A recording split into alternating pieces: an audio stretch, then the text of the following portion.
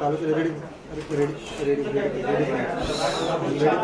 Ready ready आवाज ready करना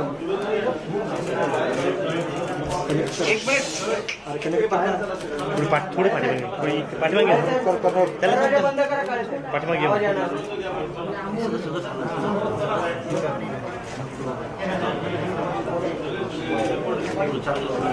अरे ते सगळं पुढे बोलू नका बोलू नका बोलू नका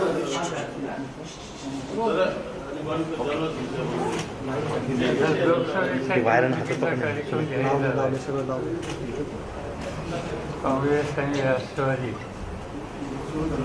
आणि स्वाभिमानी शेतकरी आणि CPM यांच्यावरच्या आमच्या चर्चा जवळपास संपुष्टात आहे. एक दोन ठिकाणी काही एक्सचेंज करण्याच्या संबंधीच्या सूचना आहेत, परंतु मला असं वाटतं की काँग्रेस पक्षाची आज संध्याकाळी दिल्लीमध्ये बैठक आहे. त्यांच्या उमेदवारांच्या निवडीच्या संबंधी आणि एक दोन ठिकाणी जे मतदारसंघ त्यांना बदलून हवेत किंवा आम्हाला बदलून हवेत याचा निर्णय काँग्रेसच्या बैठकीत त्यांच्या पुरता आज संध्याकाळी होण्याची शक्यता आहे. असा हा निर्णय झाल्याच्या नंतर मग मला असं वाटतं की राष्ट्रवादी काँग्रेस पक्षाचे महाराष्ट्राचे अध्यक्ष जयंत पाटील आणि महाराष्ट्र काँग्रेसचे अध्यक्ष अशोकराव चव्हाण हे दोघेही एकत्रितपणानं तुम्हा सगळ्यांच्या समोर येऊन दोन्ही सरकारांच्या वतीने जे पक्षांच्या वतीने जे उमेदवार आहेत त्यांची यादी त्या ठिकाणी दिसली. आणि त्यामुळे आता ही यादी एकदा झाल्याच्या नंतर प्रत्यक्षपणानं कॅम्पेनची तयारी आणि या सगळ्या गोष्टीत आम्ही लक्ष घालतो. माझ्याकडची साधारणतः जबाबदारी मी जी घेतलेली आहे, कुणी दिलेली नाही, ती म्हणजे ज्या मतदारसंघामध्ये कुठं ना कुठेतरी काहीतरी कटुता असते. समजा एखाद्या ठिकाणी आमचा उमेदवार आहे, तिथं काँग्रेसच्या कार्यकर्त्यांची काही वेगळी मतं असू शकतात. कुठं त्यांचा उमेदवार आहे, तिथं आमच्या लोकांची काही मतं असू शकतात. तर हे थोडे बहुत मतभेद वगैरे असतात, नाही असं नाही. कधी यापूर्वी जिल्हा परिषदेच्या निवडणुका झाल्या, खालच्या निवडणुका झाल्या, तर हे सगळे वाद आणि कटुता की जेवढ्या लवकर एकत्र घेऊन बसवणं आणि संपवणं ही प्रक्रिया करण्याच्यामध्ये आम्ही काही लक्ष घालतो. कालच रात्री याच प्रश्नाच्यासाठी माझी सविस्तर बैठक पृथ्वीराज चव्हाण यांच्यावर झाली. त्यांनीसुद्धा या कामामध्ये एक विधायक अशा प्रकारची भूमिका घेतलेली आहे. असा प्रश्न आला की काही मतदारसंघामध्ये आमच्या पक्षाच्या वतीने जे काही उमेदवार आम्ही फायनल केले त्यांच्याबद्दल आमच्यात कुठं काही मतभेद असतील तर ते कमी करणं ही सुद्धा प्रक्रिया व्यक्तिशः मी जास्त लक्ष घालणं गरजेचं. आता हा निवडणुकीचा जो संवाद कार्यक्रम जाहीर झाला तो काल आम्ही बघितल्याच्या नंतर असं दिसतं की या 4 टप्प्यामध्ये याचा अर्थ संवाद महाराष्ट्रामध्ये या 4 टप्प्यात फिरणं हे तेवढं सहज सोपं नाही. पण निवडणूक आयोगाची रिस्ट्रिक्शन्स खूप आहेत आणि ती रिस्ट्रिक्शन लक्षात घेऊन काळजी घ्यावी लागेल. आता मी स्वतः माढा मतदारसंघातून उभं राहावं अशा प्रकारचा एक आग्रह आमच्या सगळ्या सहकाऱ्यांचा होता आणि मी सुद्धा एक त्याला विचार करत होतो, अनुकूल अशा प्रकारचा विचार करत होतो. परंतु अजून पक्षाने माझी उमेदवारी काही जाहीर केलेली नाही. आणि आणखीन एक प्रश्न माझ्या कुटुंबात आला की माझ्या फॅमिलीमध्ये आम्ही सगळ्या कुटुंबांनी बसून या प्रश्नाची चर्चा केली आणि माझ्याच कुटुंबातला माझी मुलगी तिची बारामती लोकसभामधनं कॉन्टेस्ट करते आणि माझा नातू हा पार्थ पवार त्याच्या संबंधीचा आग्रह विशेषतः तो मतदारसंघ असा आहे की ज्या ठिकाणी शेतकरी कामगार पक्ष याचं एक अतिशय प्राबल्य आहे आणि शेतकरी कामगार पक्षाचे महाराष्ट्राचे प्रमुख जे आहेत जयंत पाटील ते आणि त्यांच्या सहकाऱ्यांनी आम्हाला हाच उमेदवार पाहिजे अशा प्रकारचा आग्रह माझ्याकडे येऊन धरलेला होता. आणि तसंच मावळ आणि या परिसरातले जे आमचे राष्ट्रवादीचे कार्यकर्ते त्यांची भूमिका तीच होती. यापूर्वी आम्ही ती जागा 2दा घालवलेली, त्यामुळे ती जागा जिंकण्याच्या संबंधीची स्थिती या नव्या पिढीच्या उमेदवाराला पुढे केलं होईल असा विश्वास आमच्या सगळ्या सहकार्यांना सुद्धा वाटतो. आणि त्यामुळं आमच्यामध्ये पक्षामध्ये अशा या निर्णयापर्यंत आम्ही येतो आहे की या नव्या पिढीच्या उमेदवाराला संधी द्यावी. आता जर ज्या वेळेला त्याला संधी देण्याचा प्रश्न येतो त्याला प्रिया उभी राहणार, पार्थ उभे राहणार, मी उभं राहणार, ही गोष्ट आमच्या कुटुंबात आम्ही सगळ्यांनी बसून चर्चा केली. आणि माझी राज्यसभेची मुदत अद्याप शिल्लक आहे. आणि अशा परिस्थितीमध्ये मी स्वतः निवडणुकीला उभं न राहता नव्या पिढीच्या लोकांना या ठिकाणी जे काम करत आहेत त्यांना संधी द्यावी या निष्कर्षाची आम्ही फॅमिली म्हणून आलेलो आहोत. परंतु आम्ही आमच्या पक्षाच्या सहकार्यांना निर्णय त्या ठिकाणी देतो. ज्या वेळेला यादी प्रसिद्ध होईल मगाशी मी सांगितल्याप्रमाणे त्याच्यात प्रत्यक्षपणानं कोण कुठं उमेदवार उभं राहणार याची चर्चा ही आपल्या सगळ्यांना या संबंधीची माहिती ही आपल्या सगळ्यांना मिळेल. माढा मतदारसंघात थोडे बहुत जे आमच्या सहकाऱ्यांच्यामध्ये भिन्न भिन्न मतं होती, आज त्याच्यासाठी त्या प्रत्येक प्रमुख लोकांची मी व्यक्तिशः आणि सामुदायिक आम्ही विचारविनिमय केला. त्याच्यात गणपतराव देशमुख होते, एक महाराष्ट्रातले सिनियर होस्ट, त्यांच्या मतदारसंघातले अनेक वर्ष गेले 50 वर्ष निवडून येणारे सहकारी होते. त्याच्यानंतर कारण बबनराव शिंदे जे माढ्याचे विधानसभेचे सभासद आहेत ते त्याच्यामध्ये होते. आणि त्याशिवाय विजयसिंह मोहिते पाटील आणि बाकीच्या मतदारसंघातले आमचे सहकारी या सगळ्यांची विचारविनिमय करून त्यांच्याकडून 1 किंवा 2 अशा सूचना माझ्याकडे आलेल्या आहेत. त्या संबंधीसुद्धा मी प्रदेश अध्यक्षांना उद्या गेल्यावर ब्रीफिंग करेन आणि त्यावर अंतिम निर्णय त्या ठिकाणी त्यांच्याकडून घेतला जाईल.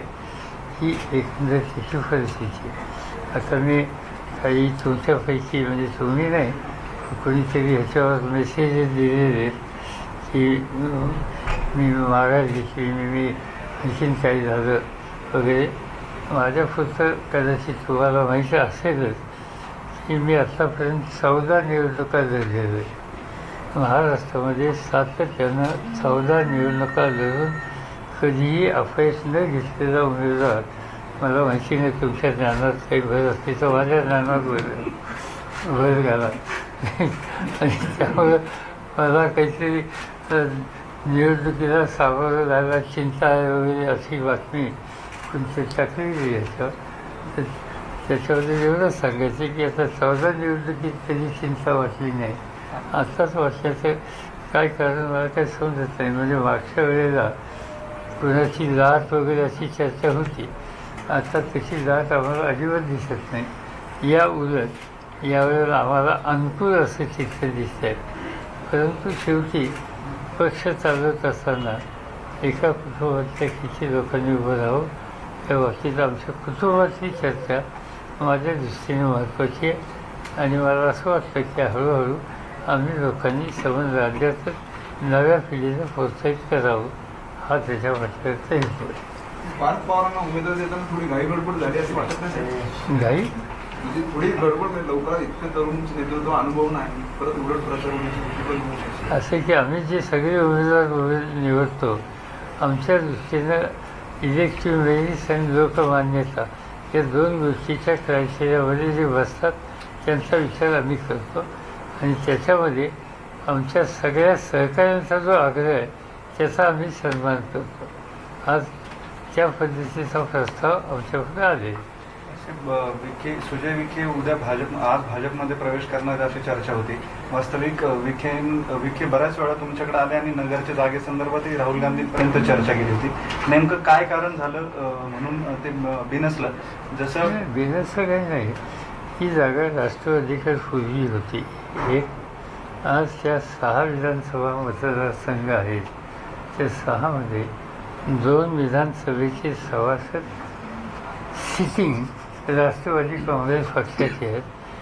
त्या ठिकाणी काँग्रेस पक्षाचा एकही सदस्य नाही. राहिलेले 4 जे मतदारसंघ आहेत त्या ठिकाणी 2 नंबरची क्रमांकाची मतं ही राष्ट्रवादीला आहेत.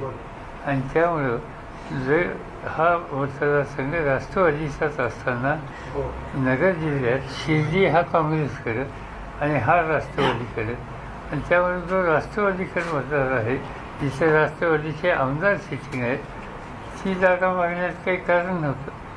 आणि त्यामुळं आम्ही फक्त एवढं सांगितलं, काँग्रेस कुणाला त्यांचा उमेदवार करायचा त्यांचा अधिकार आहे, पण जे मतदारसंघ त्यांच्याकडे दिसला, हा मतदार त्यांच्याकडे नव्हता, त्यांना ठाऊक होतं. सर, पण आपण असं म्हटलं की निवडून येण्याची क्षमता आणि लोकमान्यता, आपले राष्ट्रवादीचे यापूर्वीचे उमेदवार 2-3 तिथं पडलेले पण आहेत, आणि काँग्रेस असं दावा की आमच्याकडे विनर कॅन्डिडेट आहे, तर आदला बदल करायला काय शक्यता किंवा काय असेल? अजिबात शक्यता नाही.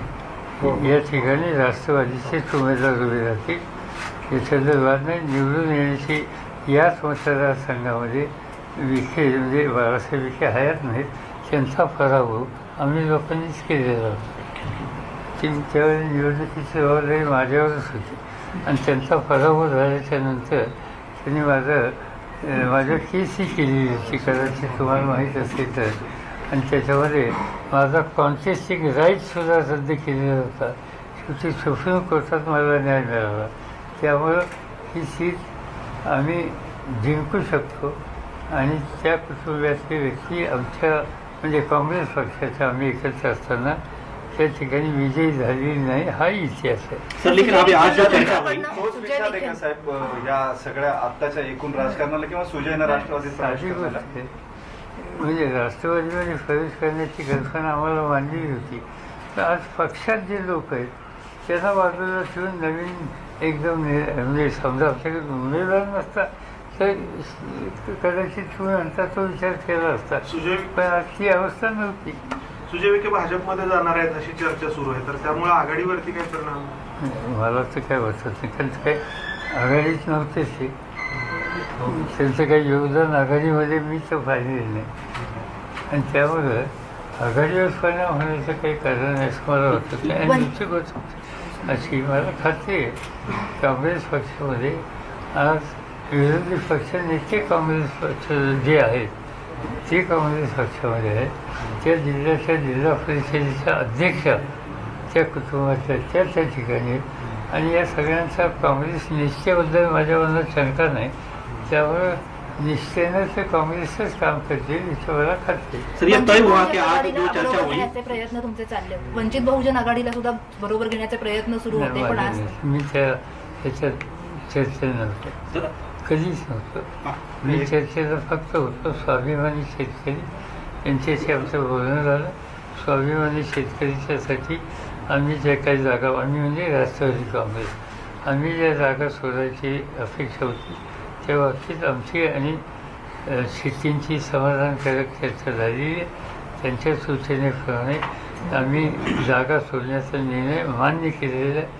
आता स्वाभिमानीची अपेक्षा काँग्रेसकडनं सुद्धा काय, आणि ते त्यांचे निगोसिएशन चालू आहे. माझा सहभाग स्वाभिमानीच्या आणि राष्ट्रवादीच्या चर्चेमध्ये होता. एक माझा सहभाग CPM आणि राष्ट्रवादी यांच्या चर्चेमध्ये आहे. 2 बाकीचे तुम्ही प्रकाश आंबेडकरांशी का बोलला नाही? समविचारी मतविभागणी होईल जो अजेंडा तुम्ही ठेवला होता त्या पार्श्वभूमीवरती तुम्हीच केवळ बोलला नाही, काँग्रेसचे सगळे नेते बोलले. मी कसं माझ्या पक्षाचे भुजबळ होते ना, जयंतराव पाटील होते ना. शेवटी जयंतराव पाटील भुजबळ माझे महत्त्वाचे सहकारी आहेत, पक्षाचे अध्यक्ष आहेत. तिथं ते सेंट्रल काँग्रेस कोणी नव्हतं चर्चेला, हेच होते. सर आज माढ़ा को लेकर जो आपने फैसला लिया, इसके पहले भी बाकी जो सहयोगी दलों को आप मोदी के खिलाफ जो इकट्ठा कर प्रादेशिक पक्षियों पार्टियों को इकट्ठा कर रहे थे, उनकी भी एक मांग थी कि आप लोकसभा चुनाव लड़े और 14 बार आप जीते हो, 15 बार कार्यकर्ताओं में उत्साह था कि आप इस बार चुनाव में। आखिर क्या आपने फैसला लिया, आज मीटिंग का क्या हेतु था और पूरी बात जो है अपने परिवार से विचार? यही कहना कि आपको मेरे परिवार में 1-2 सदस्य मेरे परिवार के चुनाव कंटेस्ट कर रहे, ऐसे परिस्थिति में हमारे सब परिवार के सदस्यों को लगा कि किसी ने तो रोकना चाहिए। मैंने सोचा कि मैं खुद 14 बार सुनकर आया हूँ, अभी कभी सोचना चाहिए, तो ये मुझे समय उचित लगा। माड्यातून परत विजयसिंह मोहिते पाटील उलटची नवीन चेहरा अच्छा, सिर्फ पक्षाचे अध्यक्ष यादी जाहीर करतील। तो यादी को लेकर कब तक कांग्रेस की अभी दूसरी आज लिस्ट हमारी यादी तैयार है, हम कांग्रेस की लिस्ट आने की राह देख रहे, क्योंकि ये हम दोनों को मिलकर साथ जा रहे, तो हमारी कंबाइंड लिस्ट पब्लिश करने की उम्मीद है। सर पार्क को लेकर क्या कहेंगे? भूमिका काही 2-3 दिवसामध्ये बऱ्याच चर्चा झाल्या किंवा राज ठाकरेंनी एकदम जोरदार भाषण केल्यावर भाजपकडून टीका झाली की ते बारामतीचे पोपटीत किंवा स्क्रिप्टेड भाषण होतं. तुमची काय भूमिका आहे? कारण मागच्या काळात बऱ्याच वेळा तुमच्या आणि राज ठाकरेंच्या भेटी झाल्या, तुम्ही त्यांना आघाडीत या असंही म्हटलं, मात्र निर्णय काही होता नाही. आघाडीत येताना कधी म्हणले, माझ्या त्यांच्या भेटी झालेली होत कधी त्याच्या दरबार नाही, आणि काही प्रश्नावर त्यांची भूमिका राष्ट्रहिताची आहे असं त्यांच्या भाषणावर दिसतं. मला आनंद आहे की एखाद्या लोकप्रिय वक्त्याच्या भाषणाला लोकांचा प्रतिसाद मिळाल्याच्यानंतर मुख्यमंत्र्यांचं त्या संबंधीची प्रतिक्रिया की बारामतीहून त्यांना मार्गदर्शन होतं अशी आहे. तर ठीक आहे, तर बारामतीचं हे वैशिष्ट्य आहे. कवी मोहरा पण ते बारामतीचे होते, श्रीधर स्वामी हे बारामतीचे होते, त्यामुळे त्यांचे पंतप्रधान सर एक सवाल एक ही पार्क को लेकर ही जुनी परंपरा आहे, पेशवे काळापासून तर छत्रपतींच्या काळात. सर लेकिन पार्थ पवार को अगर टिकट दिया जाता है तो परिवारवाद का आरोप लगाया जा सकता है, आप ऐसा नहीं लगता? इसीलिए तो मैंने खुद को वापस विदा करने की बात की. तो पार्क को लेकर क्यों फैसला लेना पड़ रहा है? क्योंकि वहाँ पर हमें अभी क्या के लिए आपको एक्सप्लेन करें? अभी आप पूछेंगे उनको क्यों टिकट दे रहे हैं, ऐसे कैसे? हमें लगा कि ये कैंडिडेट चुनकर ला सकते, पार्टी को मदद कर सकते, कई सालों से काम करते. ये तीसरी टर्म शायद तीसरी हो जाएगी, तो हमें लगा, आपको कोई भी लगा होगा, मगर हमें लगा ये साहेब नगर दक्षिणची जागा आपल्याकडे आहे, पण उमेदवार राष्ट्रवादीचा असेल ते काँग्रेसमधनं, कारण अनुराधा नागोडेंच्या प्रवेशाची चर्चा होती. ते अध्यक्ष सांगतील उद्या, की लिस्ट मी सांगणार नाही. साहेब पुण्यात काय 2 नावं तुम्ही दिली होती म्हटली, म्हणजे मी पुण्यात एकही नाव दिले तुम्ही का माझं नाव छापता? सगळीकडे तुम्हीच असता असे बोलताय, त्याच्यामुळे पुण्यात तरी तुम्ही लक्ष द्या असं. नाही, मी लक्ष दिले नाही. मी एवढा अभिनव धरला माझ्या पक्षात की पुणे जिल्ह्यात 4 जागापैकी 3 राष्ट्रवादी लढवते, आणि त्यामुळे आम्ही 4ही जागाची मागणी करणं योग्य नाही. पुण्यामध्ये महानगरपालिकेमध्ये मला 11 कदाचित चुकेल, लक्षात नाही, पण बहुतेक 8 किंवा 9 नगरसेवक काँग्रेसचे असावे. किती आहेत? 9 असायचे. आणि आम्हा लोकांचे राष्ट्रवादीचे 30-40च्या आसपास काहीतरी होते. पण त्यामुळं याच्यामध्ये संख्याबळ आमचं अधिक असताना सुद्धा आम्ही पुण्यात जागा मागितली नाही. त्याचं कारण 4 पैकी 3 जागा राष्ट्रवादीने घेतल्यावर पुन्हा 4थी जागा आम्ही मागणार काँग्रेस कार्यकर्त्यांच्या दृष्टीने योग्य नाही. आणि म्हणून मी माझ्या सरकारने सांगितलं की तुमचे सभासद जरी जास्त असले तरी ही सीट मागू नका, ही काँग्रेसला सपोर्ट ठेवूया. साहेब जे तुम्हाला सोडून गेले मागच्या इलेक्शनमध्ये, आणि आता जे काही येऊ बांधतात आता सत्तेचं सगळं हे स्वरूप बघितल्यानंतर त्यांना परत नव्याने प्रवेश देणार का तुम्हाला पक्षांमध्ये? जे तुम्हाला सोडून कोण माझ्या काही लक्षात नाही, कारण इतके लोक जातात येतात त्या सगळ्याची आठवण. स्वाभिमानीने एक बुलढाण्याच्या जागी ते आग्रह धरलेला आहे, स्वाभिमानी सोबत बोलणं चाललंय, तर त्यात काय? मी तुम्हाला सांगितलं, स्वाभिमानी आणि राष्ट्रवादी काँग्रेस पक्ष यांच्यामध्ये मतैक्य झालेलं आहे. स्वाभिमानीला आणखीन काही जे त्यांची मागणी आहे ती काँग्रेसकडून आहे, आणि काँग्रेस पक्ष त्याच्यावर विचार करेल अशी मला अपेक्षा आहे आणि तो करावा अशी माझी इच्छा आहे. पार्थ पवार निवडणुकीच्या राजकारणात येत आहेत. रोहित पवार पण गेल्या काही दिवसांपासून काम करत आहेत पुणे परिसरामध्ये, हडपसर भागामध्ये. तिथं काही कर्ज जाम केलं टँकर लोकसभेला काही उभे नाही पण याला अजून काय व्हायचं ते आत्ताच कोण सांगू. याला जोडून आणखी एक प्रश्न आहे. इकडं पुण्यामध्ये किंवा पवार कुटुंबीय तिकडं विखेंनी त्यांची सगळी ताकदपणाला लावली, अगदी पक्ष बदलतील मुलासाठी अशी परिस्थिती आहे. या सगळ्या राजकारणामध्ये कार्यकर्ता मागे राहिलाय का, किंवा जे काम करतायत त्यांना संधी मिळण्याऐवजी? म्हणून तर मी मागे राहिलो. मी मागे राहायचं कारण काय, मीच पहिल्यांदा मागा घेतली पाहिजे. कुल मिलाकर देश की राजनीति की अगर बात करें सर, कि अभी चुनाव की तारीख घोषित हुई है, आचार संहिता लागू हुई है, क्या ऐसे मुद्दे रहेंगे आपके पास जो देश के चुनाव को सामने रखकर आप ये बताएंगे दिल्ली में प्रेस कॉन्फ्रेंस में. These are all national issues. I think we are meeting on 14 most probably. I got a communication from Mr. Chandrababu Naidu. ये सब इश्यू के बारे में दिल्ली में बैठने की आवश्यकता है. तो 14 को उन्होंने सुझाव दिया है. मैंने पूछा कि बाकी साथियों को पूछो, सभी को ये डेट कन्वीनियंट है, तो मैं प्रोग्राम चेंज करके आने के लिए तैयार हूँ. और तब हम मिलकर क्या आगे की लाइन चुनाव में करना, कौन सी इश्यूज पर ज़्यादा टच करना, कैसे करना, और जहाँ जहाँ एक मिलकर चुनाव लड़ सकते हैं वहाँ कोशिश करना, ये सब एजेंडा हम रखेंगे. साथ साथ ईवीएम मशीन के बारे में कुछ हमारे साथियों की कुछ व्यूज है, इस बारे में भी हम मिलकर कुछ तय करने की बात है. में जो सर्वे आ रहे हैं, अक्सर बोला जा रहा है कि सर्जिकल स्ट्राइक के बाद देश का मूड और बदल रहा है और जो झुकाव जो है मोदी की तरफ जा रहा है, तो सर्वे के ऊपर आप कितनी गंभीरता से लेते हैं और आपकी इस पर क्या है? हमें ये विश्वास है कि भारतीय जनता पार्टी का ग्राफ नीचे जा रहा है. लोगों को 5 साल पहले जो उन्होंने बहुत कुछ कमिटमेंट की थी, इस पर कोई अमल नहीं हो रहा. और जहाँ तक महाराष्ट्र की बात है, यहाँ भी वही स्थिति है. लोग देख रहे यहाँ कहा गया था कि अरबी समुद्र में दुनिया में कहीं नहीं ऐसा शिवाजी महाराज का स्मारक हो जाएगा, 3 साल में हो जाएगा.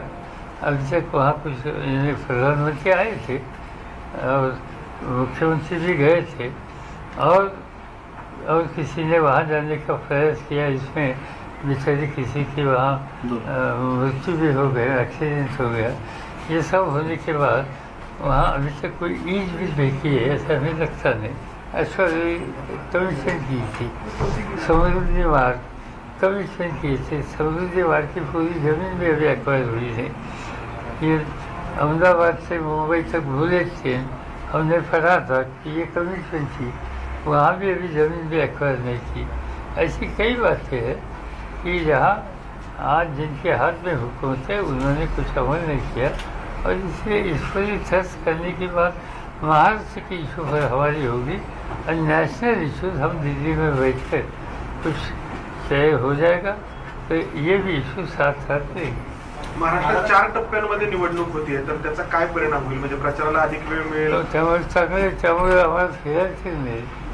त्याच्यानंतर 2-3 टप्प्याचं काय आहे की याच्यात आता इलेक्शन कमिशनचं एक्सपेंडिचरच्या संबंधीच्या गाईडलाईन भयंकर कडक आहेत आणि त्यामुळं जास्तीत जास्त गाडींनी जाता येईल तेवढं फायद्याचं विमान किंवा हेलिकॉप्टर वापरणं आणि त्याच्या प्रत्येक ट्रीपचा खर्च किती याचं कॅल्क्युलेशन इलेक्शन कमिशननी जे केलेलं आहे ते जर बघितलं तर उमेदवारांच्या दृष्टीने काळजी करण्यासारखं आहे.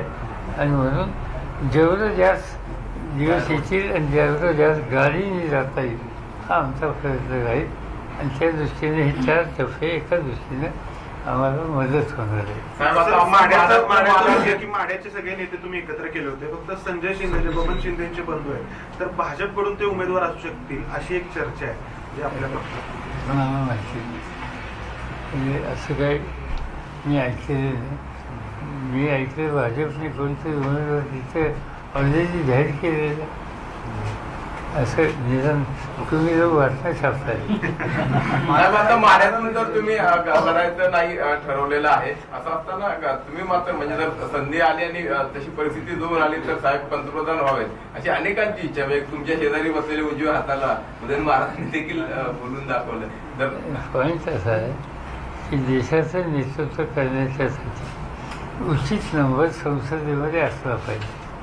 आज आम्ही 7 देशामध्ये सगळ्या मिळून 25 ते 30 जागा कॉन्टेस्ट करतो. 25 ते 30 जागावर कॉन्टेस्ट करून ही अपेक्षा करायची.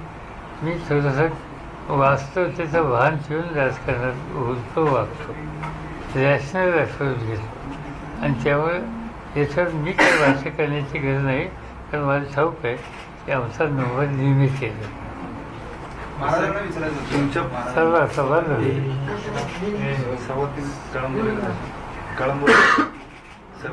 महाराज पण प्रचारात राज्यभर उतरणार.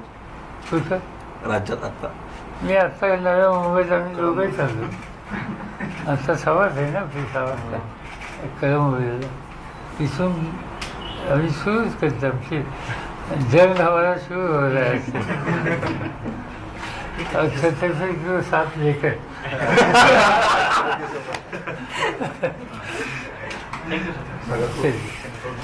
सर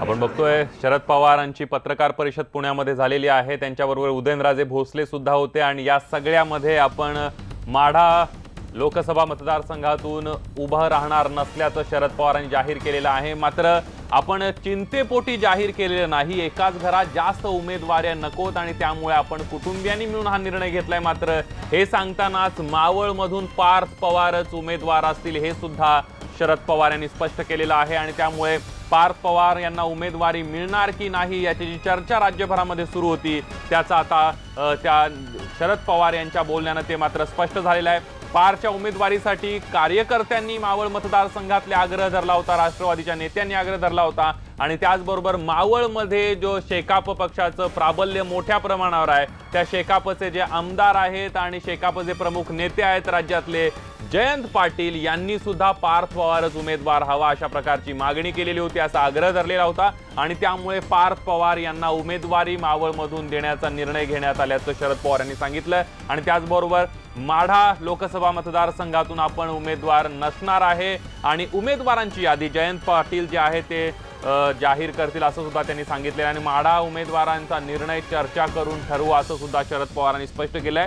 कोणत्याही चिंतेपोटी आपण माघार घेतलेली नाही, कारण मी 14 निवडणुका आतापर्यंत लढलेलो आहे आणि कधीही मला अपयश आलेलं नाही. त्यामुळे चिंता म्हणून मी जर निवडणुकीतून माघार घेतली असं तुम्ही चर्चा करत असाल तर ती चर्चा थांबवा, कारण 14 निवडणुका आपण घाबरलेलो नाहीये. 15व्या निवडणुकीला मला घाबरायची गरज नसल्याचं शरद पवार यांनी स्पष्ट केलेलं आहे.